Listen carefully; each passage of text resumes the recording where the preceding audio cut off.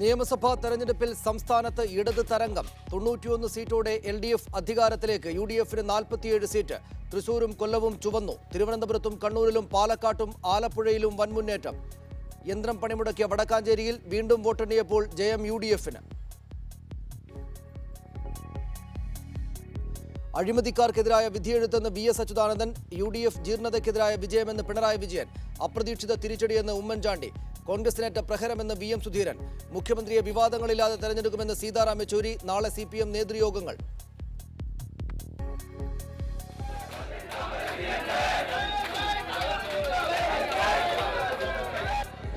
കേരളത്തിൽ BJP account തുറന്നു. നേമത്ത് O രാജഗോപാലിന് 8671 വോട്ടിന്റെ ജയം. മഞ്ചേശ്വരത്ത് സുരേന്ദ്രന്റെ തോൽവി 89 വോട്ടുകൾക്ക്. 7 മണ്ഡലങ്ങളിൽ NDA രണ്ടാം സ്ഥാനത്ത്. BJP വിജയിച്ച നേമത്ത് UDF നേടിയത് 13,000 വോട്ടുകൾ മാത്രം. മന്ത്രി K ബാബുവിനെതിരെ M സ്വരാജിന് അട്ടിമറി ജയം. ബാബു അടക്കം 4 മന്ത്രിമാരും സ്പീക്കറും തോറ്റു. താനൂരും നിലമ്പൂരിലും ആറന്മുളയിലും കോതമംഗലത്തും മൂവാറ്റുപുഴയിലും LDFന് അട്ടിമറി ജയം. എറണാകുളം മലപ്പുറം അടക്കമുള്ള UDF കോട്ടകളിലും വിള്ളൽ. LDFന്റെ 2 സിറ്റിംഗ് MLAമാരും തോറ്റു. പൂഞ്ഞാറിൽ അജയ്യനായി PC ജോർജ്. ഇടത് വലത് മുന്നണികളെ തറപറ്റിച്ച് 27,000-ലേറെ വോട്ടിന്റെ ഭൂരിപക്ഷത്തിൽ വിജയം. മത്സരിച്ച 4ഇടത്തും ജനാധിപത്യ കേരള കോൺഗ്രസ് തോറ്റു. RSPക്കും JDUവിനും CMPക്കും സമ്പൂർണ്ണ പരാജയം. ബംഗാളിൽ തൃണമൂൽ കോൺഗ്രസ് മുന്നിൽ 3-2 ഭൂരിപക്ഷത്തോടെ വീണ്ടും അധികാരത്തിൽ. CPM കോൺഗ്രസ് സഖ്യത്തിന് 71 സീറ്റുകൾ മാത്രം.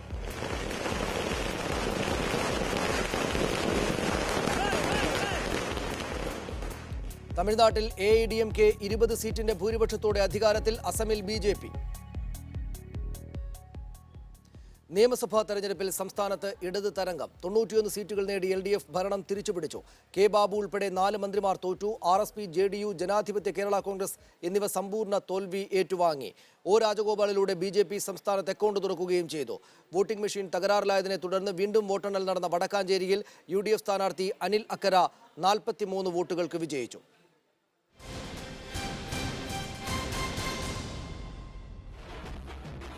ഭരണത്തുടർച്ചയുണ്ടാകുമെന്ന ഉമ്മൻചാണ്ടിയുടെയും UDFന്റെയും അവകാശവാദങ്ങളെ തള്ളിക്കളയുന്നതായിരുന്നു സംസ്ഥാനത്ത് ആഞ്ഞടിച്ച ഭരണവിരുദ്ധ തരംഗം. 140-ൽ 91 സീറ്റുകൾ നേടി 3-2 ഭൂരിപക്ഷത്തോടെയാണ് സംസ്ഥാന ഭരണം LDF തിരിച്ചുപിടിച്ചത്. UDFന് നേടാനായത് 47 സീറ്റ് മാത്രം. 14 ജില്ലകളിൽ 11ഉം LDFനൊപ്പം നിന്നു. കൊല്ലം, തൃശൂർ ജില്ലകളിൽ UDF തൂത്തെറിയപ്പെട്ടു. പത്തനംതിട്ട, ആലപ്പുഴ, പാലക്കാട്, കോഴിക്കോട്, കണ്ണൂർ, വയനാട് ജില്ലകളിലും LDFന് വ്യക്തമായ മേധാവിത്വം. മലപ്പുറം, എറണാകുളം, കോട്ടയം ജില്ലകളിൽ മാത്രമാണ് UDFന് പിടിച്ചു നിൽക്കാനായത്. UDFിലെ 4 മന്ത്രിമാരും 20 MLAമാരും തോറ്റത് സർക്കാരിനെതിരായ ജനവികാരത്തിന്റെ ആഴം വ്യക്തമാക്കുന്നു. തൃപ്പൂണിത്തുറയിൽ K ബാബു M സ്വരാജിനോട് 4500 വോട്ടുകൾക്കാണ് പരാജയപ്പെട്ടത്. ഷിബു ബേബി ജോൺ ചവറയിലും KP മോഹനൻ കൂത്തുപറമ്പിലും PK ജയലക്ഷ്മി മാനന്തവാടിയിലും തോറ്റു. Speaker N Sakthan, deputy speaker Palode Ravi, chief whip Thomas Unniyadan തുടങ്ങിയ പ്രമുഖർക്കും അടിതെറ്റി. കഴിഞ്ഞ തവണ 45 സീറ്റിൽ വിജയിച്ച CPMന്റെ പ്രാതിനിധ്യം ഇത്തവണ 58ആയി ഉയർന്നു. 13 സീറ്റിന്റെ വർധന. 5 സ്വതന്ത്രരെ വിജയിപ്പിക്കാനും പാർട്ടിക്കായി. 6 സീറ്റുകൾ വർദ്ധിപ്പിച്ച CPI 19 സീറ്റോടെ മൂന്നാമത്തെ വലിയ ഒറ്റക്കക്ഷിയായി. 39 സീറ്റുകളുണ്ടായിരുന്ന കോൺഗ്രസ് 22-ൽ ഒതുങ്ങി. മുസ്ലിം ലീഗിന് 18ഉം കേരള കോൺഗ്രസ് Mന് 6 സീറ്റുകളും ലഭിച്ചു. ഇടത് തരംഗത്തിൽ UDFിലെ JDU, RSP കക്ഷികളും സമ്പൂർണ്ണ തോൽവി ഏറ്റുവാങ്ങി. LDFിൽ ഫ്രാൻസിസ് ജോർജിന്റെ ജനാധിപത്യ കേരള കോൺഗ്രസിനും കേരള കോൺഗ്രസ് കറിയ തോമസ് വിഭാഗത്തിനും ഒറ്റ സീറ്റ് പോലും ലഭിച്ചില്ല. നേമത്ത് ഇരുമുന്നണികളെയും ഞെട്ടിച്ചാണ് O രാജഗോപാൽ ജയിച്ചു കയറിയത്. 7 ഇടങ്ങളിൽ 2ാം സ്ഥാനത്തെത്താനും BJPക്കായി.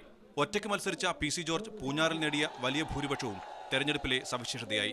മുഖ്യമന്ത്രി ഉമ്മൻചാണ്ടി, പ്രതിപക്ഷ നേതാവ് VS അച്യുതാനന്ദൻ, പിണറായി വിജയൻ, PK കുഞ്ഞാലിക്കുട്ടി തുടങ്ങിയവർ വൻ ഭൂരിപക്ഷം നേടിയപ്പോൾ പാലായിൽ KM മാണിയുടെ ഭൂരിപക്ഷം വീണ്ടും കുറഞ്ഞു. കേരള കോൺഗ്രസ് നേതാവ് PJ ജോസഫിനാണ് സംസ്ഥാനത്ത് ഏറ്റവും വലിയ ഭൂരിപക്ഷം, 47,587. മീഡിയ 1, തിരുവനന്തപുരം. കോൺഗ്രസ് നേതാവ് ശ്രീ തിരുവഞ്ചൂർ രാധാകൃഷ്ണൻ, CPM നേതാവ് ശ്രീ A വിജയരാഘവൻ, BJP നേതാവ് ശ്രീ PS ശ്രീധരൻപിള്ള, രാഷ്ട്രീയ നിരീക്ഷകൻ ശ്രീ അഷ്റഫ് കടക്കൽ എന്നിവരാണ് വിവിധയിടങ്ങളിൽ വിവിധ ബ്യൂറോകളിൽ നിന്നും ഈ ചർച്ചയിൽ ചേരുന്നത്. ആദ്യം ശ്രീ തിരുവഞ്ചൂർ രാധാകൃഷ്ണൻ, ഭരണവിരുദ്ധ വികാരമാണ് ഇത്ര വലിയ നേട്ടം LDFന് ഉണ്ടാക്കി കൊടുത്തത് എന്ന വിലയിരുത്തൽ ഇതിനകം തന്നെ വന്നിട്ടുണ്ട്. ഇത്രക്ക് എതിർവികാരമുണ്ടാക്കും വിധം മോശം ഭരണമായിരുന്നു 5 വർഷം UDF സർക്കാർ സംസ്ഥാനത്ത് നടപ്പാക്കിയത് എന്നത് സമ്മതിക്കാനുള്ള സമയമാണോ ഇത്?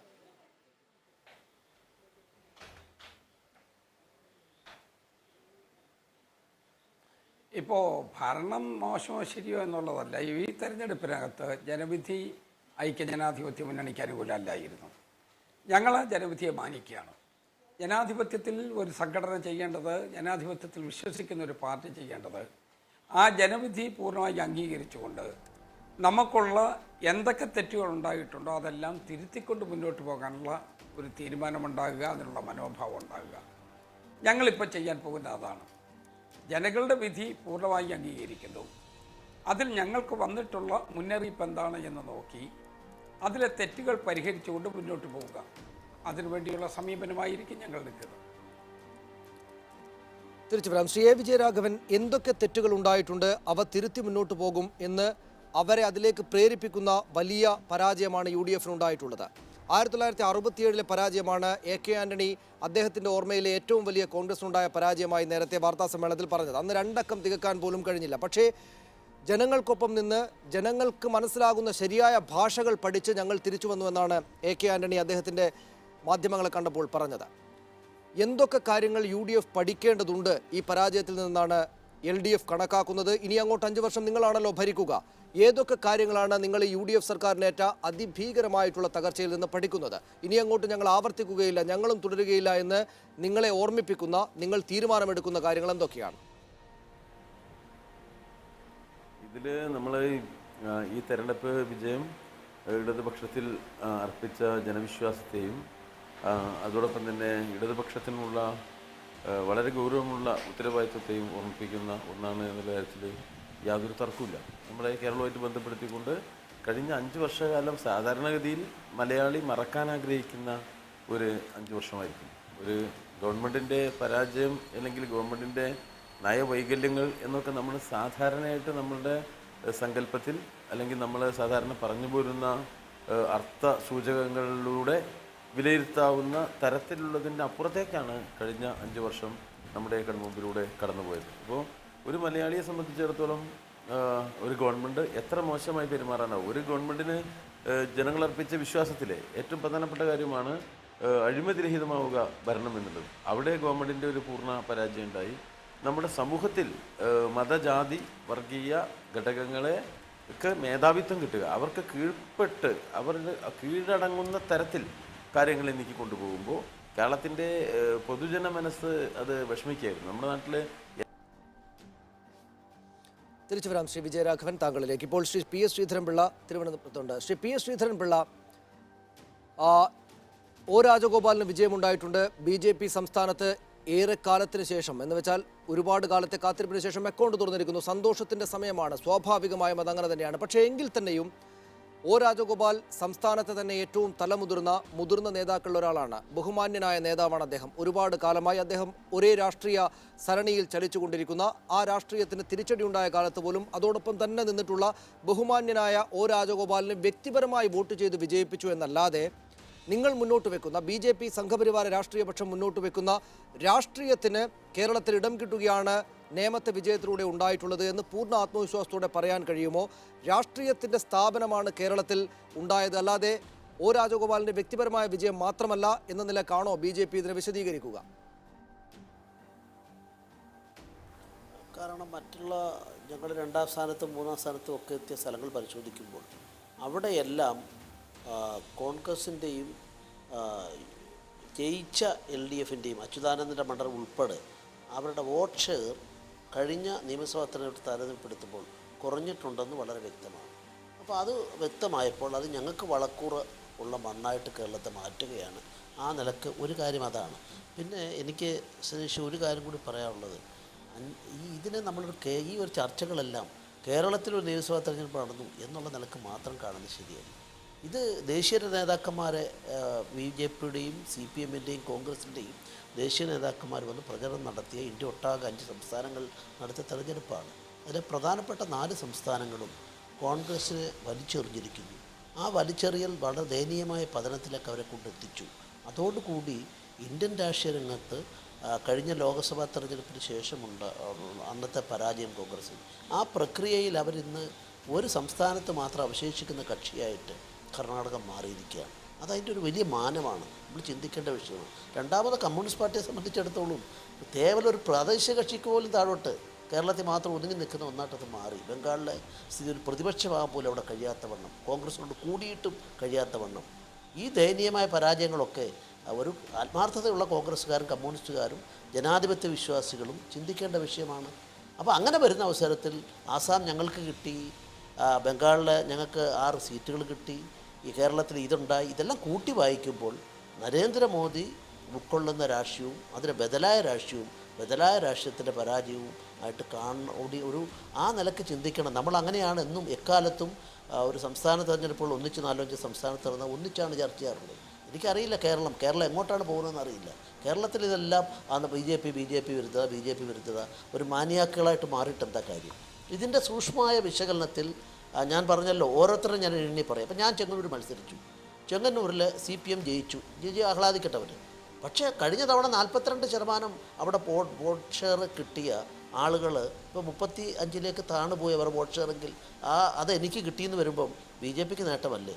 അവിടെ എൻ്റെ ബഹുമാനപ്പെട്ട ആത്മമിത്രമാണ് തിരുവഞ്ചൂരിൻ്റെ 52% വോട്ടാണ് വിഷ്ണുനാഥിന് കിട്ടിയിരുന്നത്. 5 തവണ ജയിച്ച സ്ഥലമാണ്. അതിപ്പം 31%, എനിക്ക് 30% കിട്ടി, 4%, 30%, 43,000 വോട്ട് കിട്ടി. ആരും പറയുന്നില്ലെങ്കിൽ 43,000 വോട്ടുള്ള ഇത് കിട്ടിയത് ഒരു ചർച്ച ചെയ്യേണ്ട വിഷയമല്ലേ? അങ്ങനെ നോക്കുമ്പോഴാണ് ഞാൻ പറയുന്നു ആത്മവിശ്വാസം. 6,000 വോട്ട് കിട്ടിയ സ്ഥാനത്ത് എനിക്ക് 43,000 വോട്ട് കിട്ടുമ്പോൾ, 4% വോട്ട് കഴിഞ്ഞ തവണ കിട്ടിയെടുത്ത് എനിക്ക് 30% വോട്ട് കിട്ടുമ്പോൾ ഞാൻ പറയുന്നു ഇതൊരു ഇൻവെസ്റ്റ്മെൻറ്റാണ് BJP എല്ലാവരും ചേർന്ന് നിർത്താൽ വർഗീയ ഫാസിസ്റ്റ് നമ്മൾ എത്ര കാലമായിട്ട് സനീഷൊക്കെ പറയുന്നു ഞാൻ പറയട്ടെ, അതിനല്ല ജനങ്ങൾ അംഗീകരിക്കുന്നത്. ഞങ്ങൾക്ക് മെല്ലെ വളരാൻ സാധിക്കുമെന്നതിൻ്റെ തെളിവാണ്. ഞങ്ങൾക്ക് ശുഭാപ്തി വിശ്വാസമാണുള്ളത്. അതുകൊണ്ട് ആ നിലയ്ക്ക് ചർച്ച ചെയ്യണമെന്നാണ് എൻ്റെ അഭിപ്രായം. ആ നിലക്ക് തന്നെ ചർച്ച ചെയ്യാം. ശ്രീ വിജയരാഘവൻ വളരെ പ്രധാനപ്പെട്ട പോയിന്റാണ് അദ്ദേഹം ഉന്നയിക്കുന്നത്. വ്യക്തിപരമായിട്ട് O രാജഗോപാൽ എന്ന മുതിർന്ന സംസ്ഥാനത്തെ ഒരു രാഷ്ട്രീയ നേതാവിന് കൊടുത്ത ഔദാര്യമല്ല വിജയം. കാസർഗോഡ് മഞ്ചേശ്വരത്ത് സുരേന്ദ്രൻ്റെ തോൽവി 89 വോട്ടുകൾക്ക് മാത്രമാണല്ലോ. അവിടെ K സുരേന്ദ്ര എന്ന പേരിൽ അദ്ദേഹത്തിനുള്ള അപരൻ 450 വോട്ടുകൾ പിടിച്ചിട്ടുണ്ട്. യഥാർത്ഥത്തിൽ വിജയം അദ്ദേഹത്തിനൊപ്പം തന്നെയാണ്.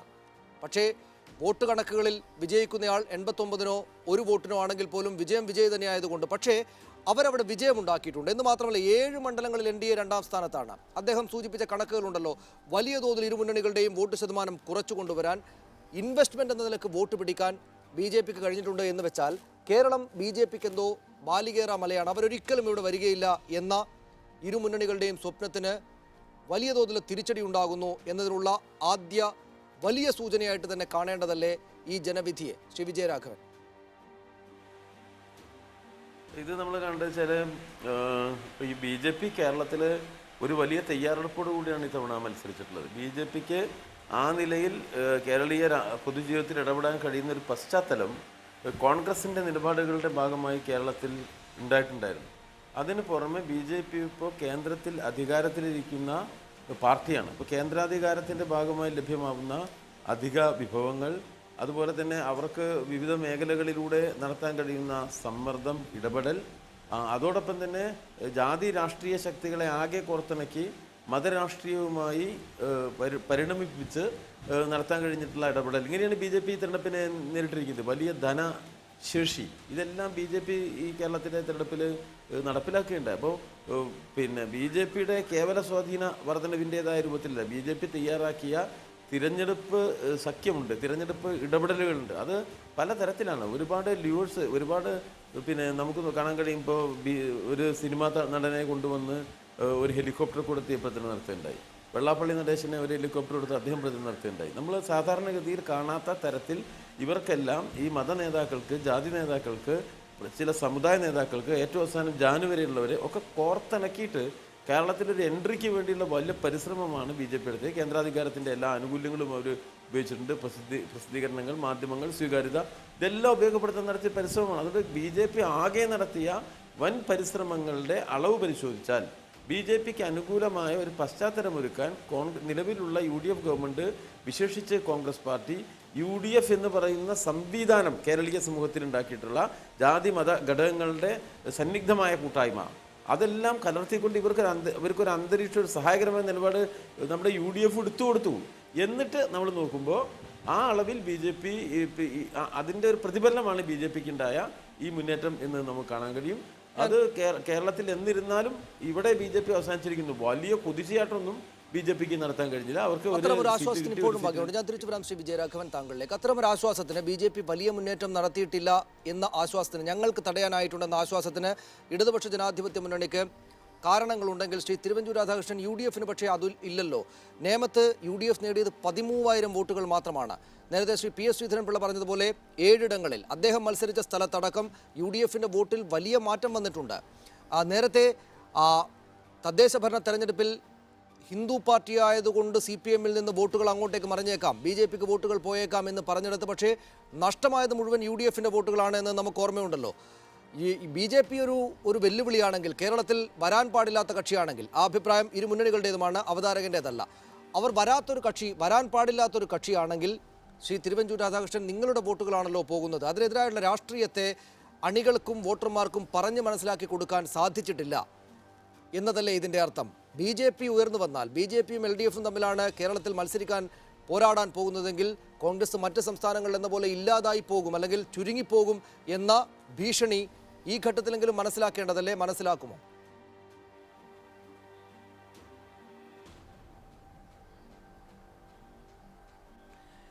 ഞാൻ എന്നോടുള്ള ചോദ്യത്തിന് ആദ്യത്തെ ഉത്തരം, BJP ഒരു സംസ്ഥാന പാർട്ടിയാണോ? അല്ല, അതൊരു ദേശീയ പാർട്ടിയാണ്.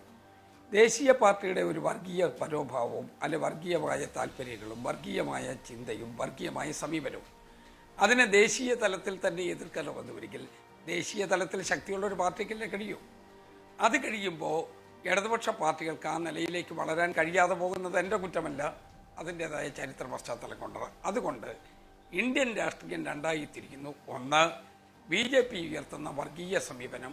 രണ്ട്, കോൺഗ്രസ് അതിനെ റെസിസ്റ്റ് ചെയ്തുകൊണ്ട് ഉയർത്തിക്കൊണ്ടുവരുന്ന മതേതരത്വ സ്വഭാവം. ഈ മതേതരത്വ സ്വഭാവത്തിന് ഏകദേശം അതിനെ ഒരു തമസ്കരിക്കാൻ വേണ്ടിയാണ് മറ്റ് ചില ആളുകൾ ശ്രമിച്ചുകൊണ്ടിരിക്കുന്നത്.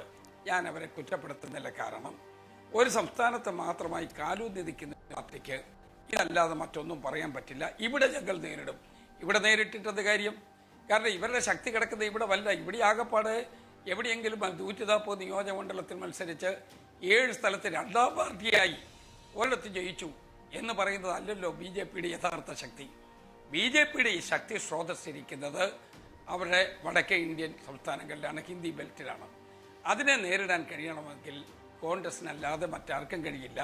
കോൺഗ്രസിനോടൊപ്പം മതേതരത്വ ശക്തികൾ കൂടി നിൽക്കണം. ഒന്ന്. രണ്ടാമത്തെ പ്രശ്നം, നമ്മളുടെ ഈ തെരഞ്ഞെടുപ്പ് BJP-യെ സംബന്ധിച്ചിടത്തോളം ഡൽഹി അവർ ഭരണത്തിൽ വന്നതിന് ശേഷമുള്ള ആദ്യത്തെ തെരഞ്ഞെടുപ്പാണ്. അതിൻ്റെ ഗുണങ്ങളെല്ലാം അവർക്കിവിടെ കിട്ടിയിട്ടുണ്ടാകാം. അതിൻ്റെ ഒരു രാഷ്ട്രീയ മാന്യത അവരുടെ കയ്യിലെത്തി എന്ന് വേണമെങ്കിൽ അവർക്ക് അവകാശപ്പെടാം. പ്രധാനമന്ത്രി കേരളത്തിൽ ഒരു BJP-യുടെ പ്രധാനമന്ത്രി വന്ന് തെരഞ്ഞെടുപ്പിൽ ഈ പ്രചരണം നടത്തുന്നത് അങ്ങനെ അസുലഭമായൊരു സന്ദർഭം അവർക്ക് കിട്ടിയിട്ടുണ്ട്. അതെല്ലാം അവർക്ക് പ്ലസ് പോയിൻ്റാണ്. എന്നിട്ട് പോലും കേരളത്തിൽ അങ്ങനെ ഒരു രൂപത്തിലേക്ക് വരാൻ പറ്റിയോ? രണ്ട്, അവരിപ്പോൾ പറഞ്ഞുകൊണ്ടിരുന്നത് എന്താ?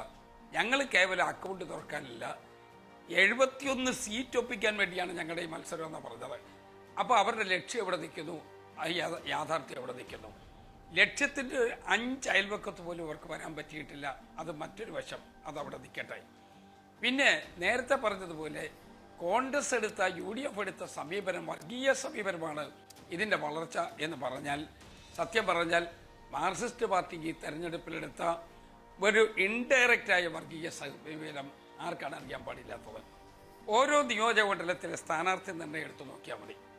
ആ സ്ഥാനാർത്ഥി നിർണ്ണയത്തിൽ ജാതിയും ഉപജാതിയും നോക്കി എങ്ങനെ എതിരാളിയെ നേരിടാം എന്നുള്ളതല്ലേ അവരെടുത്തിരുന്നതിലെ പ്രധാനപ്പെട്ട ഘടകം. ഞാൻ അവരെ കുറ്റപ്പെടുത്തുന്നില്ല. കാരണം കാലാകാലമായി അവരെടുത്തുകൊണ്ടിരിക്കുന്ന സമീപനത്തിൻ്റെ ഒരു ഘടകം എന്നുള്ള നിലയിൽ മാത്രം ഞാനതിനെ കാണുകയാണ്. അപ്പോൾ അതുകൊണ്ട് BJP-യുടെ സമീപനത്തെ എതിർക്കാൻ പറ്റുന്ന രാഷ്ട്രീയ കക്ഷി മാർക്സിസ്റ്റാണ് എന്ന് പറഞ്ഞാൽ അത് സാമാന്യ ബുദ്ധിയോടുള്ള ഒരു വെല്ലുവിളിയാണ്. അതേസമയം ഒരു ചോദ്യം നിൽക്കുന്നുണ്ട്. ഇന്ത്യയിലെ മതേതരത്വം രക്ഷിക്കണമെങ്കിൽ മതേതരത്വ ചിന്താഗതി ഉൾക്കൊള്ളുന്ന മുഴുവൻ ആളുകളും പരസ്പര വിദ്വേഷം മാറ്റിവെച്ച് അതിനെ എതിർക്കുന്നതിന് വേണ്ടിയുള്ള ഒരു കോമൺ പ്ലാറ്റ്ഫോമിലേക്ക് വരണം. അതുകൊണ്ടാണല്ലോ മാർക്സിസ്റ്റ് പാർട്ടി ബംഗാളിൽ ഞങ്ങളുടെ പിന്തുണ ചോദിച്ചത്. ബംഗാളിൽ ജയിച്ചിരുന്നു എങ്കിൽ ഞങ്ങൾ കൂടി ചേർന്നല്ലേ അവിടെ ഗവൺമെൻറ് ഉണ്ടാക്കുകയുള്ളൂ. മാർക്സിസ്റ്റ് പാർട്ടി ഒരു സ്റ്റേറ്റ് പാർട്ടി അല്ലല്ലോ.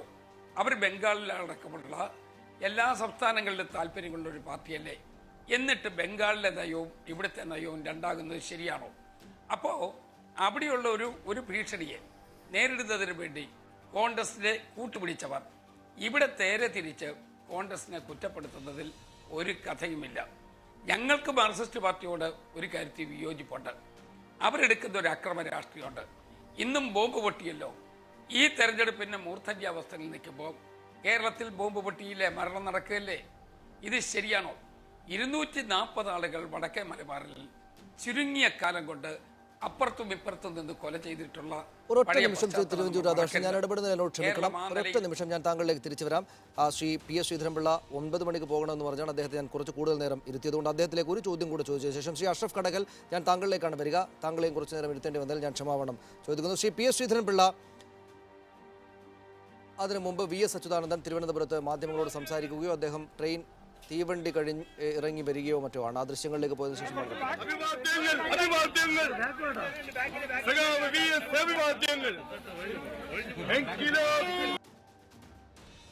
അതാണ് ദൃശ്യങ്ങൾ കണ്ടത്. ഇപ്പോൾ ശ്രീ PS ശ്രീധരൻപിള്ള, BDJSന്റെ സാന്നിധ്യം, അതായത് കേരളത്തിൽ ശ്രീ വിജയരാഘവനും തിരുവഞ്ചൂർ രാധാകൃഷ്ണൻ ചൂണ്ടിക്കാട്ടിയതുപോലെ ലക്ഷ്യത്തിനനുസരിച്ചെത്താനായിട്ടില്ല എന്നതൊരു വസ്തുതയാണ്. വലിയ ഒരുക്കങ്ങളായിരുന്നല്ലോ നടത്തിയത്. രാജ്യത്തിൻ്റെ ഏറ്റവും പ്രധാനപ്പെട്ട സ്ഥാനത്തിരിക്കുന്ന പ്രധാനമന്ത്രി 5 ദിവസം ഇവിടെ വന്ന് പ്രസംഗിച്ചു, ഒരുപാട് കാര്യങ്ങൾ ചെയ്തു. എന്ന് മാത്രമല്ല BDJS കേരളത്തിലെ ഏറ്റവും വലിയ ആൾക്കൂട്ടമുള്ള സാമുദായിക സംഘടനയുടെ രാഷ്ട്രീയ പാർട്ടി നിങ്ങൾക്കൊപ്പം നിന്നു. എന്നിട്ട് പോലും ലക്ഷ്യത്തിനൊത്ത വിജയം ഉണ്ടാക്കാനായിട്ടില്ല എന്നൊരു വിമർശനം സാങ്കത്യമുള്ളതാണോ? അല്ലെങ്കിൽ പടിപടിയായിട്ട് കയറുക എന്നതിലേക്ക് ആദ്യ പടി എന്ന നിലയിൽ ഇത് ഉജ്ജ്വലമായ പടിയാണ്, ഉജ്ജ്വലമായ വിജയമാണ് എന്ന നിലക്ക് തന്നെയാണോ നിങ്ങൾ വിലയിരുത്തുക? സതീഷ്, ഈ രണ്ട് മുന്നണികളുടെ സുതാര്യമായ രാഷ്ട്രീയമല്ല. സുതാര്യമായ രാഷ്ട്രീയമാണെങ്കിൽ യജമാന്മാരായ ജനങ്ങളോട് തുറന്നു പറയണ്ടേ? ഇപ്പോൾ തിരുവഞ്ചൂരിലൂടെ പറഞ്ഞല്ലോ, ബംഗാളിൽ ഞങ്ങൾ ഒന്നിച്ച് ഭരിക്കേണ്ടവരാണ്, ഭരിക്കാൻ വേണ്ടി മത്സരിച്ചവരാണ്. വിജയരാഘവനും ഉണ്ടല്ലോ. ഈ കാര്യം ഇതുവരെ ഇവർ പറഞ്ഞു രണ്ടുപേരും. ഇവർ ജനങ്ങളെ കബളിപ്പിച്ച് വെക്കുന്നവരാണ്, കബളിപ്പിച്ച് വെക്കുന്നവരാണ്. സുതാര്യതയില്ല, തുറന്നു പറയുക. യജമാന്മാരായ ജനങ്ങളോടല്ലേ നമ്മൾ തുറന്നു പറയേണ്ടത്? ഇതുവരെ പറഞ്ഞോ? ഇവിടെ ഗുസ്തി കൂടുകയല്ലായിരുന്നു. ഞങ്ങളിങ്ങനെ സൗഹൃദമുള്ളവരാണ്, നരേന്ദ്രമോദി തോൽപ്പിക്കാൻ. നരേന്ദ്രമോദി അല്ലല്ലോ ബംഗാളിൽ നരേന്ദ്രമോദി തോൽപ്പിക്കേണ്ട ആവശ്യമില്ലല്ലോ. അതുകൊണ്ട് പറഞ്ഞോ? ഈ കാപട്യമാണ് ഒന്നാമത്തെ പ്രശ്നം. കേരളത്തിൽ ഞങ്ങൾ നേരിട്ടൊരു വെല്ലുവിളി ഇതാണ്. ഈ സത്യസന്ധമല്ല ഇവരുടെ സമീപനം. രണ്ടാമത്തെ കാര്യം, ന്യൂനപക്ഷങ്ങൾ ഭയാശങ്ക സൃഷ്ടിക്കുക. നമ്മുടെ രാജ്യത്തെ പൗരന്മാരാണ്. ആ പൗരന്മാരുടെ ഇവർ കൊന്നുകളെയും തിന്നുകളെയും. ഞാനിപ്പോൾ ചെങ്ങന്നൂരിലൊക്കെ പള്ളികളിൽ പോയി പ്രസംഗിച്ച ആളാണ്. അവരൊക്കെ എന്ത് ആശങ്കയായിരുന്നു അറിയോ? അടുത്തപ്പോഴാണ് അവർക്ക് അയ്യോ ഇത്രയൊക്കെ ഉള്ള BJP തോന്നിയത്. അപ്പോൾ ഇത് ഈ ഭയാശങ്ക സൃഷ്ടിക്കുക. ഈ രണ്ട് കാര്യങ്ങൾ ചെയ്യുന്ന ആൾക്കാരോട് ഞങ്ങൾക്ക് എങ്ങനെ പ്രതീക്ഷയ്ക്കൊത്ത് പോകാൻ സാധിക്കും? അവരുടെ സമീപനം സുതാര്യതയില്ല, ജനങ്ങളിൽ ഭയം സൃഷ്ടിച്ചിട്ട്, ഫിയർ കോംപ്ലക്സ് സൃഷ്ടിച്ചുകൊണ്ടുള്ള രാഷ്ട്രീയം. വേറെ ഒന്നും പറയാനില്ലല്ലോ. RSകാരും BJPക്കാരും ഇന്ത്യ ഭരിച്ചിട്ട്, നരേന്ദ്രമോദി ഭരിച്ചിട്ട് എത്ര ആളുകളെ കൊന്നത്? അപ്പോൾ ഇതൊക്കെ ഇതല്ല വേണ്ടത്. ജനങ്ങളുടെ മുമ്പിൽ സാമ്പത്തിക നയങ്ങൾ, ഒരുപാട് കാര്യങ്ങൾ. പണ്ടൊക്കെ കമ്മ്യൂണിസ്റ്റ് പാർട്ടിയൊക്കെ അങ്ങനെയായിരുന്നു. അതുകൊണ്ട് ഇങ്ങനെയുള്ള ചടനോട്, അപ്പോൾ ഇത്തരം ആളുകളോട് ഞങ്ങൾ മാത്രമായിട്ട് എന്ത് സുതാര്യത പറയേണ്ട കാര്യം?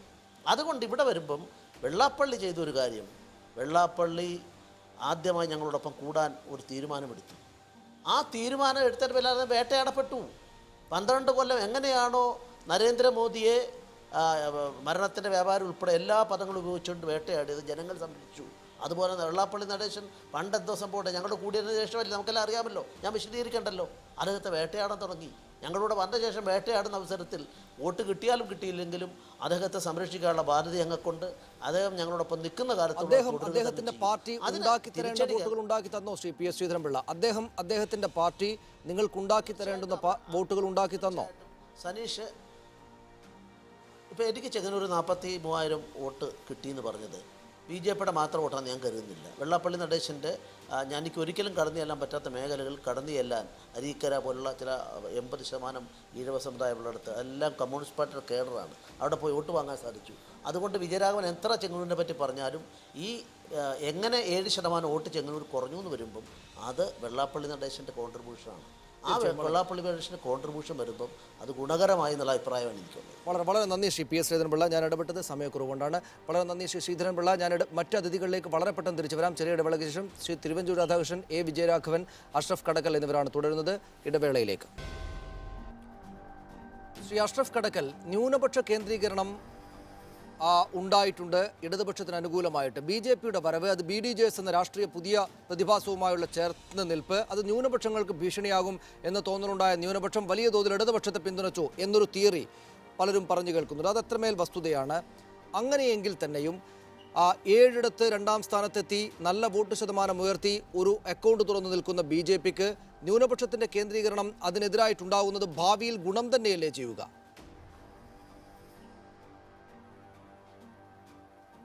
അല്ല, ഈ ന്യൂനപക്ഷത്തിൻ്റെ കേന്ദ്രീകരണം ഒരു കേവലം തിയറിറ്റിക്കൽ തലത്തിൽ മാത്രം എടുത്ത് നമ്മൾ കാണേണ്ട കാര്യമല്ല. ഞാൻ കേരള മുസ്ലിം ചരിത്രം, രാഷ്ട്രീയം അക്കാദമികമായി പരിശോധിക്കുന്നൊരു വ്യക്തിയാണ്. അതിൻ്റെ ഭാഗമായിട്ടുള്ള ഫീൽഡ് വിസിറ്റ് ഈ തെരഞ്ഞെടുപ്പ് പ്രചരണ ഘട്ടങ്ങളിലും മലബാറിലും മറ്റു മേഖലകളിലും കാര്യമായി നടത്തിയിരുന്നു. ഈ തെരഞ്ഞെടുപ്പിൽ മുൻകാല തെരഞ്ഞെടുപ്പുകളിൽ നിന്ന് വ്യത്യസ്തമായി ചില ട്രെൻഡുകൾ കാണാനിടയായി. അതൊന്ന്, നാളിതുവരെ ഇടതുപക്ഷവുമായി കമ്മ്യൂണിക്കേറ്റ് ചെയ്യാൻ തയ്യാറാകാതിരുന്ന മലബാറിലെ മുസ്ലിങ്ങൾക്കിടയിൽ സുന്നി വിഭാഗത്തിൽ, പ്രത്യേകിച്ചും EK വിഭാഗം എന്നറിയപ്പെടുന്ന സുന്നികളിലെ നല്ലൊരു ശതമാനം നേതൃത്വത്തിലുള്ള ആളുകൾ, ഇതെൻ്റെ ഫീൽഡ് വിസിറ്റിൽ, എൻ്റെ ഫീൽഡ് ട്രിപ്പിൽ എനിക്ക് പൂർണ്ണമായി ബോധ്യം വന്നൊരു കാര്യമാണ്. ഇതുവരെയുള്ള കേരള രാഷ്ട്രീയ ചരിത്രത്തിൽ, കേരളത്തിൻ്റെ തെരഞ്ഞെടുപ്പിൻ്റെ ചരിത്രത്തിൽ കാണാത്തൊരു പുതിയ ട്രെൻഡാണ് ഞാൻ ഈ പറയുന്നത്. അത് നിങ്ങൾക്ക് വ്യക്തമായി പരിശോധിക്കാവുന്നൊരു കാര്യവും കൂടെയാണ്. ഇത് ഈ സുന്നികൾക്കിടയിലെ പുതിയ തലമുറയിൽപ്പെട്ട ആളുകൾ, അതിൻ്റെ തന്നെ യുവജന വിഭാഗത്തിൻ്റെ നേതൃത്വം ഇടതുപക്ഷത്തിന് ഔദ്യോഗികമായോ അനൗദ്യോഗികമായോ കമ്മ്യൂണിക്കേറ്റ് ചെയ്തിരിക്കുന്നു. എന്താണ് കമ്മ്യൂണിക്കേറ്റ് ചെയ്തത്? അത് നേരത്തെ ഇവിടെ സൂചിപ്പിച്ച കേരളത്തിൻ്റെ BJPയെ മാത്രം കണ്ടുകൊണ്ടിട്ടല്ലല്ലോ. ഇവിടുത്തെ കേരളത്തിലെ മുസ്ലിം മതസംഘടനകൾക്കിടയിൽ അവരുടെ മീഡിയ വളരെ ശക്തമാണ്. ഓരോരുത്തർക്കും അവരുടേതായ പത്രമുണ്ട്, മറ്റു തരത്തിലുള്ള പ്രസിദ്ധീകരണങ്ങളുണ്ട്. അതിലൂടെ ദേശീയ രാഷ്ട്രീയവും അല്ലാതെയുമുള്ള സകലമാന സംഭവങ്ങളും അവർ ചർച്ചയ്ക്ക് വിധേയമാക്കുന്നുമുണ്ട്. ഇപ്പോൾ ഉദാഹരണമായിട്ട് ഏറ്റവും അവസാനമായി നമുക്ക് പറയാവുന്ന 2-3 കാര്യങ്ങളുണ്ട്. ഇപ്പോൾ ഭാരത് മാതാ കി ജയ് എന്ന വിഷയം വന്നപ്പോൾ മഹാരാഷ്ട്രയിലെ വാരിസ് പത്താനെ അയോഗ്യനാക്കി നിയമസഭയിൽ. അതിന് കോൺഗ്രസ് ശക്തമായി പിന്തുണച്ചു. ആ സംഭവം ഈ പറഞ്ഞ സംഘടനകളുടെ മാധ്യമങ്ങൾ കാര്യമായി ചർച്ച ചെയ്തിരുന്നു. 2014 തെരഞ്ഞെടുപ്പ് പരാജയത്തെ വിലയിരുത്താൻ AK ആൻ്റണിയുടെ നേതൃത്വത്തിലുള്ള പ്രത്യേക കമ്മിറ്റി, ആ കമ്മിറ്റി അതിന് കാരണമായി കണ്ടെത്തിയത് എന്താണ്? UPA സർക്കാരിൻ്റെ ന്യൂനപക്ഷ പ്രീണനം. ഇത് തന്നെയല്ലേ BJPയും കാലങ്ങളായി ആരോപിച്ചുകൊണ്ടിരിക്കുന്നത്? ഇങ്ങനെ തുടങ്ങി ഓരോ സംഭവങ്ങളും മുസ്ലിങ്ങൾക്കിടയിലെ സംഘടനകൾ പ്രതിനിധാനം ചെയ്യുന്ന സംഘടനകൾ നടത്തുന്ന അവരുടെ മാധ്യമങ്ങൾ, അത് പ്രിൻ്റ് മീഡിയ ആയാലും ഇലക്ട്രോണിക് മീഡിയ ആയാലും കാര്യമായി ചർച്ച ചെയ്യുകയും ഈ ചർച്ചകളുടെയൊക്കെ അടിസ്ഥാനത്തിൽ ആ സമുദായത്തിലെ അല്ലെങ്കിൽ ആ സമുദായ സംഘടനകളുടെ നേതൃത്വത്തിലിരിക്കുന്ന നല്ലൊരു ശതമാനം ആളുകൾക്കിടയിൽ ഒരു ഇടതുപക്ഷ അനുകൂല തരംഗമോ അല്ലെങ്കിൽ ഇടതുപക്ഷ അനുകൂല നിലപാടെന്നോ ഞാൻ പറയുന്നില്ല, മറിച്ച് എന്തുകൊണ്ട് ഇടതുപക്ഷവുമായി ഈ വിഷയങ്ങളിൽ നമുക്കൊരു കമ്മ്യൂണിക്കേഷൻ സാധ്യമായിക്കൂടാ എന്നൊരു ചിന്ത അവർക്കിടയിൽ ഉണ്ടായി. ഔദ്യോഗികമോ അനൗദ്യോഗികമോ എന്നെനിക്കറിയില്ല. ഈ തെരഞ്ഞെടുപ്പിൽ മലബാറിൽ തെരഞ്ഞെടുപ്പിൻ്റെ ഓരോ ഘട്ടങ്ങളിലും നമ്മൾ കണ്ടത് നാളിതുവരെ UDFൻ്റെ ഭാഗമായി നിന്ന സുന്നി വിഭാഗങ്ങളിലെ നല്ലൊരു ശതമാനം പ്രവർത്തകർ, പ്രത്യേകിച്ചും തെരഞ്ഞെടുപ്പിൻ്റെ തലേന്നത്തെ ഞായറാഴ്ച ഞാൻ അത്ഭുതപ്പെട്ടു പോയി. ഈ യുവ വിഭാഗങ്ങൾക്കിടയിലെ ഇമാമിങ്ങൾ ഇത്ര സമർത്ഥമായി സോഷ്യൽ മീഡിയ ഉപയോഗിക്കുമോ എന്നുള്ളത്. ഫേസ്ബുക്കിലൂടെയും വാട്സപ്പിലൂടെയും അവർ പ്രചരിപ്പിച്ച, ജില്ലാതലത്തിൽ തന്നെ അവർ നടത്തിയ പ്രവർത്തനങ്ങൾ, അങ്ങനെ സോഷ്യൽ മീഡിയ ഉപയോഗിച്ചുകൊണ്ടും ഫീൽഡിലെ പ്രവർത്തനങ്ങളിലൂടെയും ശക്തമായി ഒരു ഇടതുപക്ഷ അനുകൂല നിലപാട് ഉണ്ടാക്കിയെടുക്കാൻ അവർ ശ്രമിച്ചു. അത് ഭീതിയുടെ മാത്രം, അത് ഒരു നേരത്തെ PT നാസർ ഇവിടെ സൂചിപ്പിച്ചതുപോലെ ഒരു ഭീതിയുടെ തരംഗം സൃഷ്ടിച്ചുകൊണ്ട് ചെയ്തതാണെന്ന് എനിക്ക് തോന്നുന്നില്ല.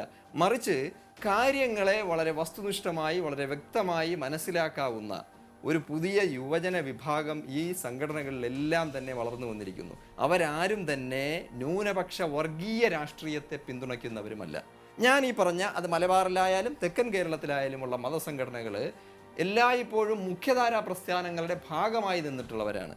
മുഖ്യധാരാ പ്രസ്ഥാനങ്ങൾക്ക് പിന്തുണ കൊടുത്ത് നിന്നിട്ടുള്ളവരാണ്. അവരൊന്നും തന്നെ സമുദായത്തിനുള്ളിൽ പ്രവർത്തിക്കുന്ന തീവ്ര നിലപാടുള്ള സംഘടനകളെ ഒരു നിലയ്ക്കും അംഗീകരിക്കുന്നവരല്ല. അത് ഈ തെരഞ്ഞെടുപ്പിന്റെ റിസൾട്ട് പരിശോധിച്ചാൽ ഞാൻ ഒരു നിമിഷം തിരിച്ചു വരാം താങ്കളിലേക്ക്. ശ്രീ തിരുവഞ്ചൂർ രാധാകൃഷ്ണന് ഒരുപക്ഷെ പോകേണ്ടതുണ്ടാകും. ശ്രീ തിരുവഞ്ചൂർ രാധാകൃഷ്ണൻ, അദ്ദേഹം കൃത്യമായി ഫീൽഡിൽ നിന്ന് ലഭിച്ച വിവരങ്ങളെ കൂടെയാണ് പറയുന്നത്. അദ്ദേഹം അക്കാദമികമായി ആ മേഖലയിൽ ഇടപെടുന്നയാളുമാണ്. നോക്കൂ, സംഘപരിവാര രാഷ്ട്രീയത്തിനെതിരായിട്ടുള്ള ബദൽ രാജ്യത്തെമ്പാടും ഞങ്ങളാണ് ഉയർത്തുന്നത്, ഞങ്ങൾക്കൊപ്പം ഇടതുപക്ഷമാണ് നിൽക്കേണ്ടത് എന്ന് കോൺഗ്രസ് പറയുമ്പോൾ തന്നെയും ഈ ന്യൂനപക്ഷ സമുദായത്തിനകത്ത് നിന്ന്, പ്രത്യേകിച്ചും മുസ്ലിം സമുദായത്തിനകത്ത് നിന്ന് ഉയർന്നു വരുന്ന പുതിയ രാഷ്ട്രീയ ബോധമുള്ള യുവതലമുറ ഇടതുപക്ഷത്തെയാണ് അവരുടെ സഖ്യകക്ഷിയായി കാണുന്നത്. എന്ന് വെച്ചാൽ അവർക്ക് പൂർണ്ണ പിന്തുണ അങ്ങോട്ട് കൊടുക്കുക എന്നതല്ല, ഒരു കാലത്തും ഇല്ലാതിരുന്ന പിന്തുണ അല്ലെങ്കിൽ അവരോടുള്ള ആനുകൂല്യ മനോഭാവം മുസ്ലിം ചെറുപ്പക്കാർ, പുതിയ രാഷ്ട്രീയത്തിൻ്റെ ആളുകൾ ഉയർത്തുന്നു എന്നത് മുസ്ലിം ലീഗ് സ്വാഭാവികമായും UDF-നൊപ്പമുണ്ട്.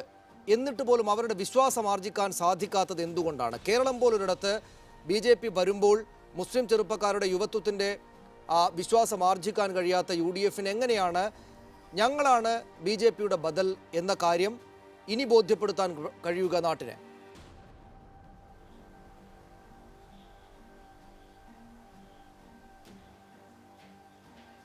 എനിക്ക് അദ്ദേഹം പറഞ്ഞതിനെ ഞാൻ ഒറ്റയടിക്ക് ഞാൻ ഡിസ്പ്യൂട്ട് ചെയ്യുന്നില്ല. പക്ഷേ രണ്ട് പ്രധാനപ്പെട്ട കാര്യങ്ങൾ നോക്കട്ടെ. ഒന്ന്, മുസ്ലിം രാഷ്ട്രീയവും അതിനോടനുബന്ധമായി മാർക്സിസ്റ്റ് പാർട്ടി കാലാകാലമായി എടുത്തു വന്നിരിക്കുന്ന സമീപനം അതാണല്ലോ കൂടുതൽ അട്രാക്റ്റീവ് ആകുന്നത്. അതുകൊണ്ടാണ് ഞങ്ങൾക്ക് കൂടുതൽ സംരക്ഷണം എന്നുള്ള മട്ടിൽ അദ്ദേഹം ആ വാചകത്തിൽ പറഞ്ഞില്ലെങ്കിലും അതിൻ്റെ വാച്യാർത്ഥത്തിൽ എത്തത്തക്ക വിധത്തിലുള്ള ഒരു ആർഗ്യുമെൻ്റാണ് പറഞ്ഞത്. മുസ്ലിം രാഷ്ട്രീയത്തെ എന്നും എതിർത്തിട്ടുള്ളത് ആരാണ്? ശരീഅത്ത് നിയമം വന്നു, അതിനെതിരായിട്ട് നിലപാടെടുത്ത ശ്രീ നമ്പൂതിരിപ്പാടിൻ്റെ നിലപാട് നമുക്ക് മറക്കാൻ കഴിയുമോ? ഓരോ സംഭവങ്ങളും നമ്മൾ എടുത്തു നോക്കും. കേരള രാഷ്ട്രീയത്തിൽ കോളിളക്കമുണ്ടാക്കിയ, മുസ്ലിം രാഷ്ട്രീയത്തിൽ കോളിളക്കമുണ്ടാക്കിയിട്ടുള്ള ഓരോ അനുഭവങ്ങളും എല്ലാം അന്നത്തെ കമ്മ്യൂണിസ്റ്റ് പ്രസ്ഥാനം വെഹിമെൻ്റായിട്ട് മുസ്ലിം ജനവിഭാഗത്തിൻ്റെ താല്പര്യത്തിന് വിരുദ്ധമായിരുന്നു. ഇന്നിപ്പോൾ വന്നിട്ട് മുസ്ലിം പ്രൊട്ടക്ഷൻ കിട്ടണമെന്ന് വരികിൽ RSSനെ നേരിടണം, BJPയെ നേരിടണം, അതിന് ശാരീരിക ഘടനയുള്ളത് മാർക്സിസ്റ്റ് പാർട്ടിക്കാണ് എന്ന് പറയുന്നത് ആർഗ്യുമെൻറ്റിനോട് ഞാൻ യോജിക്കുന്നതേയില്ല. ഒരു ഇൻ്റലക്ച്വലായിട്ടുള്ള ഒരു ആർഗ്യുമെൻ്റായി ഇവിടെ വേണ്ടി വരികയാണ്. ആ ഇൻ്റലക്ച്വലായ സമീപനമാണ് എങ്കിൽ ശാരീരികമായ സംഘടനത്തെക്കാൾ കൂടുതൽ ഒരു തലമുറയെ അതിനെ രക്ഷിച്ചെടുക്കുന്നതിന് വേണ്ടിയുള്ള ബുദ്ധിപരമായ സമീപനമാണ്. ആ ബുദ്ധിപരമായ സമീപനത്തിൽ എന്താ? കോൺഗ്രസിൻ്റെയും കോൺഗ്രസിനോടൊപ്പം നിൽക്കുന്ന UDF ഘടകകക്ഷികളുടെയും സമീപനം ഗുണകരമല്ലേ? അമിതവർഗീയത ഒരു സമൂഹത്തിന് ഗുണം ചെയ്യില്ല, അതെല്ലാവരും പൊതുവെ അംഗീകരിക്കുന്നതാണ്.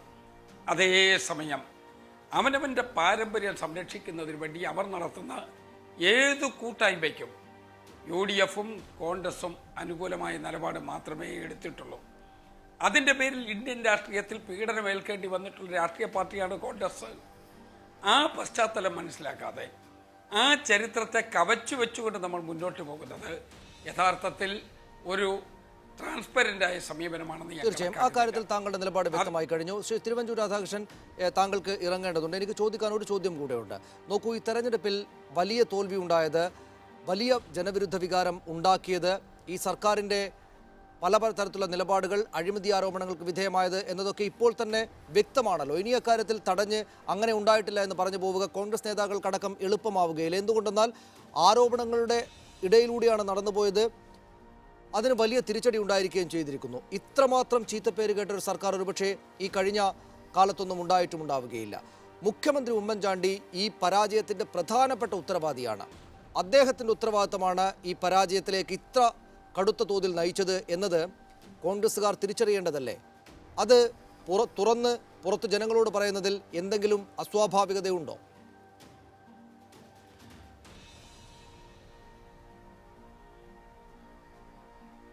ഞാൻ ആ രൂപത്തിൽ സമീപനം എടുക്കുന്ന ആളല്ല.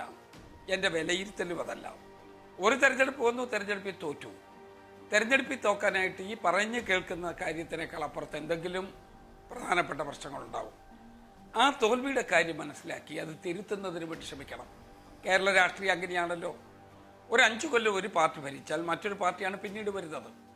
അപ്പോൾ എന്തുകൊണ്ടാണ് തിരുത്തൽ ശക്തി പോലെ അതിന് പിന്നീട് മടങ്ങി വരാൻ കഴിയുന്നത് കൊണ്ടാണ് തൊട്ടടുത്ത തെരഞ്ഞെടുപ്പിൽ വീണ്ടും അവർക്ക് അധികാരത്തിലേക്ക് വരാൻ കഴിയുന്നത്. അതുകൊണ്ട് ഈ തെരഞ്ഞെടുപ്പ് തോൽവി എന്ന് പറയുന്നത് അവസാനത്തെ ഒരു വാക്കാണ് എന്ന് ഞാൻ കണക്കാക്കുന്നില്ല.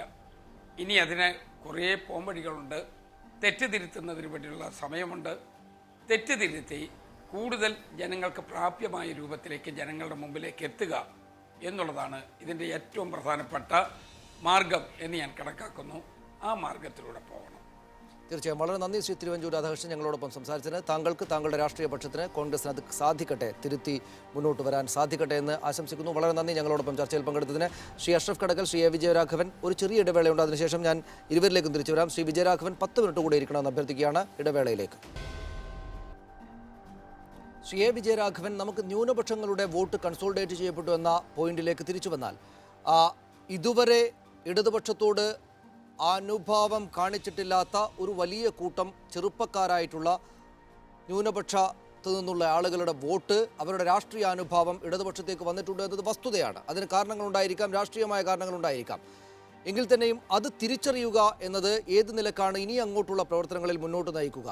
മുഖ്യധാര രാഷ്ട്രീയത്തിൽ ഇടപെടാത്ത ഒരു വലിയ കൂട്ടം ആളുകളാണ് പലതരത്തിൽ LDFിനോട് അനുഭാവം കാണിച്ചിരിക്കുന്നത്. അതിന് അവർക്ക് അവരുടേതായ പ്രതീക്ഷകളും രാഷ്ട്രീയമായിട്ടുള്ള ആലോചനകളും അതിന് പിന്നിൽ ഉണ്ടാകണം. ഏത് നിലക്ക് അതിനെ താങ്കൾ കാണുന്നു? നമുക്ക് രണ്ട് തരത്തിൽ കാണാൻ കഴിയും. ഒന്ന്, ഇടതുപക്ഷവുമായി സഹകരിക്കാനുള്ള സന്നദ്ധത വലിയൊരളവ് മതന്യൂനപക്ഷ വിഭാഗം, മലബാറിലെ മുസ്ലിം ജനവിഭാഗവും കാണിച്ചിട്ടുള്ള ഒരു തെരഞ്ഞെടുപ്പാണ് എന്ന് പ്രത്യക്ഷത്തിലുള്ള ഒരു നോട്ടത്തിൽ നമുക്ക് മനസ്സിലാവും. കാരണം ധാരാളം വലിയ തോതിൽ മുസ്ലിം കേന്ദ്രീകരണമുള്ള ആളുകൾ താമസിക്കുന്ന പ്രദേശങ്ങളിൽ ഇടതുപക്ഷത്തിൻ്റെ ഇതുവരെയുള്ള തെരഞ്ഞെടുപ്പുകളുമായി ബന്ധപ്പെടുത്തി നോക്കിയാലുള്ള അനുഭവം വെച്ച് സാധ്യത വലുതോതിൽ വർദ്ധിച്ചു. നല്ല തോതിൽ വോട്ട് കിട്ടി.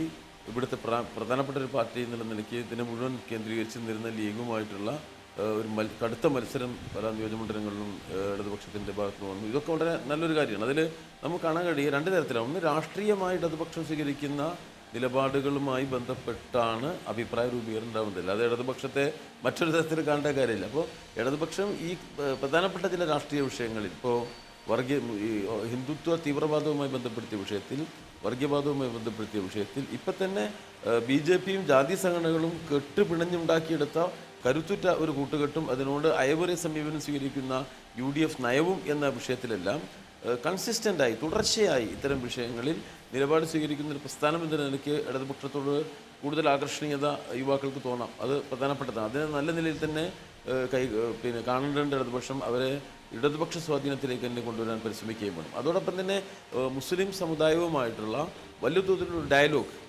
എല്ലാവരും ഇടതുപക്ഷത്തിന് വോട്ട് ചെയ്ത എല്ലാവരും ഇടതുപക്ഷ അനുഭാവികളായിരിക്കണം എന്നില്ല. ഇടതുപക്ഷ രാഷ്ട്രീയത്തോട് അവർക്ക് താല്പര്യമുണ്ട്. അതേസമയം അത്ര തന്നെ അവരും ഇടതുപക്ഷവും തമ്മിലുള്ള ഒരു അടുപ്പത്തിലെത്തി എന്ന് കരുതാൻ നമുക്ക് കഴിയാത്ത ഒരുപാട് ഘടകങ്ങളുണ്ട്. അപ്പോൾ സ്വാഭാവികമായിട്ടും വലിയ തോതിലുള്ള ഡയലോഗ് ആരംഭിക്കേണ്ടത് കുറേ കൂടി മുസ്ലിം ജനവിഭാഗത്തിൻ്റെ പ്രശ്നങ്ങളിൽ അവർ നേരിടുന്ന അവരുടെ വലിയ തോതിലുള്ള അവരനുഭവിക്കുന്ന വ്യത്യസ്തങ്ങളായ സമ്മർദ്ദങ്ങളിലൊക്കെ തന്നെ ഇടതുപക്ഷം മുൻകാലങ്ങളിൽ തന്നെ നല്ല നിലയിൽ തന്നെ ഇടതുപക്ഷം ഈ പ്രശ്നം കൈകാര്യം ചെയ്തു പോന്നിട്ടുള്ളതാണ്. എന്നാൽ അതിനേക്കാൾ കൂടുതലായിട്ട് അവരുമായുള്ള ആശയവിനിമയം നടത്തേണ്ടതുണ്ട് എന്നുള്ളത് യാതൊരു സംശയമില്ല. നേരത്തെ ഉണ്ടായിരുന്ന ചില സന്നിഗ്ധമായ വിഷയങ്ങളിൽ കൃത്യമായ നിലപാടുകൾ ഇടതുപക്ഷം സ്വീകരിച്ചിട്ടുണ്ട്. ഒരു ഉദാഹരണത്തിന് ഞാൻ വിശദാംശങ്ങളിലേക്ക് പോകുന്നില്ല. ഈ ഒരു യൂറോപ്യൻ ഭരണത്തിൻ്റെ, ബ്രിട്ടീഷ് ഭരണത്തിൻ്റെ പാരമ്പര്യമായി കിട്ടിയ ന്യൂനപക്ഷ വിരുദ്ധമായ കുറേ നിയമങ്ങൾ നമ്മുടെ ഭരണപുസ്തകങ്ങളിൽ, നിയമപുസ്തകങ്ങളിൽ നിന്ന് മാറ്റുന്നതിൽ, അതുപോലെ തന്നെ ആ സമുദായത്തിൻ്റെ പൊതുവളർച്ചയ്ക്ക് സഹായകരമായ രൂപത്തിൽ നിലപാടെടുക്കുന്നതിലൊക്കെ നല്ല മുൻകൈ ഇടതുപക്ഷത്തിൻ്റെ ഭാഗത്തുണ്ടായിട്ടുണ്ട്. പക്ഷേ അതോടൊപ്പം അതിനേക്കാൾ കൂടുതലായിട്ടുള്ള വലിയ അടുപ്പവും സൗഹൃദവും വൻതോതിൽ പ്രകടിപ്പിക്കപ്പെട്ട ഒരു തെരഞ്ഞെടുപ്പിൻ്റെ അനുഭവത്തിൻ്റെ പശ്ചാത്തലത്തിൽ കൂടുതൽ ഇവരുമായിട്ടുള്ള ഡയലോഗുകളുടെ, ചർച്ചകളുടെ, ആശയവിനിമയത്തിൻ്റെ അനിവാര്യത വളർന്നു വരുന്നുണ്ട്. ഇന്നത്തെ ഇന്ത്യൻ കേരള രാഷ്ട്രീയ സാഹചര്യത്തിൽ ഈ വിഭാഗവും ഇടതുപക്ഷവും തമ്മിലുള്ള കൂട്ടായ്മ ഇനിയും വളരെയേറെ മുന്നോട്ട് കൊണ്ടുപോകേണ്ടതുണ്ടെന്ന് നല്ല നിലയിൽ ഇടതുപക്ഷത്തെ ഓർമ്മിപ്പിച്ചതാണ് ഈ തെരഞ്ഞെടുപ്പിലെ മതന്യൂനപക്ഷ വിഭാഗത്തിൻ്റെ ഭാഗത്തു നിന്നിട്ടുള്ള വോട്ടിംഗ് പാറ്റേണുകൾ എന്നത് നമുക്ക് വിജയരാഘവൻ, ഞാൻ തിരിച്ചു വരാം. ശ്രീ അഷ്റഫ് കടക്കൽ, അത്തരമൊരു ഡയലോഗിലേക്ക് ഇടതുപക്ഷം വരാനുള്ള കാരണം ഇതാകുമോ അദ്ദേഹം പറയും പ്രകാരം? ഒപ്പം എൻ്റെ നേരത്തെ ചോദ്യത്തോട് ഒന്നുകൂടെ ഞാൻ ആവർത്തിക്കുകയാണ്. അതായത് അങ്ങനെ വരുമ്പോൾ തന്നെയും താങ്കൾ പറഞ്ഞു ഇതൊട്ടും വർഗീയമായിട്ടുള്ള ന്യൂനപക്ഷ വിഭാഗങ്ങളല്ല ഈ ചെറുപ്പക്കാരടക്കമുള്ള സംഘം എന്ന്. പക്ഷേ അങ്ങനെ പ്രചരിപ്പിക്കാനുള്ള ഇടം കിട്ടുകയാണല്ലോ BJPക്ക് അങ്ങനെ ഒരു സംഭവത്തിലൂടെ ഉണ്ടാവുക. ഇടതുപക്ഷത്തോട് ആനുകൂല്യം കാണിക്കുന്നത് അപ്പുറത്ത് അവരവരുടെ വർഗീയ പക്ഷത്തെ വളർത്താൻ BJPക്ക് സഹായകരമാകുന്ന അവസ്ഥ ഉണ്ടാകുമോ കേരളത്തിൽ? അതിനെ എങ്ങനെയായിരിക്കണം ചെറുത്തു തോൽപ്പിക്കേണ്ടത്? അല്ല, അങ്ങനെ ഈ വിഷയത്തെ വിലയിരുത്തുമെന്ന് എനിക്ക് തോന്നുന്നില്ല.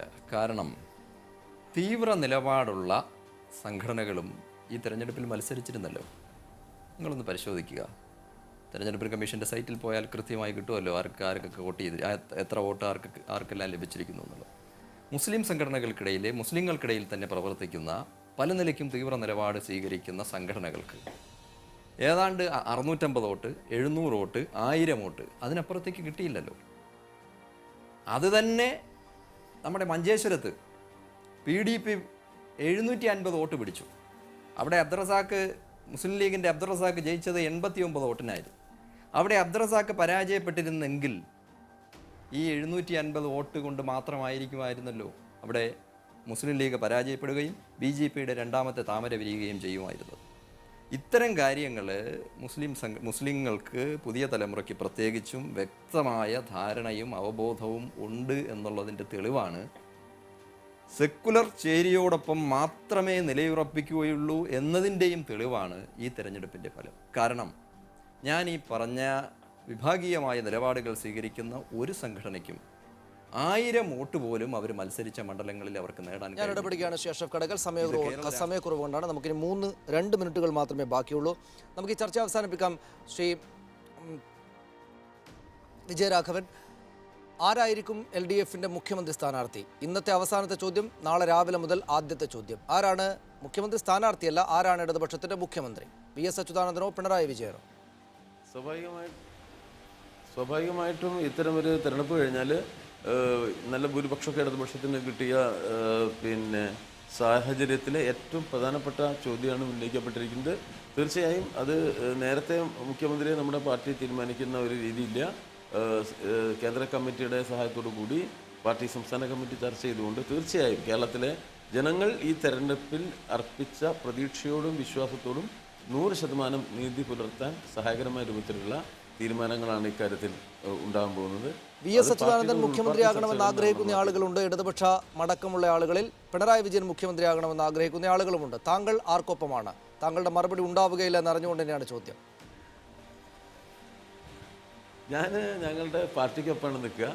പാർട്ടി എടുക്കുന്ന ശരിയായ തീരുമാനത്തിനോടൊപ്പം 100% ഉറച്ചു നിൽക്കുന്ന ഒരാളായിരിക്കും ഞാൻ. അങ്ങനെയാണ് ആ തീരുമാനം. ഞങ്ങളുടെ പാർട്ടിയുടെ രീതി അങ്ങനെയാണ്, അങ്ങനെ തന്നെയാണ് അതിൽ തീരുമാനം ഉണ്ടാവാൻ പോകുന്നത്. ഞങ്ങളെല്ലാം ആ തീരുമാനത്തോടൊപ്പം നിൽക്കുകയാണ് ചെയ്യാം. വളരെ വളരെ നന്ദി ശ്രീ വിജയരാഘവൻ, ശ്രീ അഷ്റഫ് കടക്കൽ, ശ്രീ തിരുവഞ്ചൂർ രാധാകൃഷ്ണൻ, ശ്രീ PS ശ്രീധരൻപിള്ള ഈ ചർച്ചയിൽ പങ്കെടുത്തതിന്. തിരിച്ചു വരാൻ വളരെ പെട്ടെന്ന്.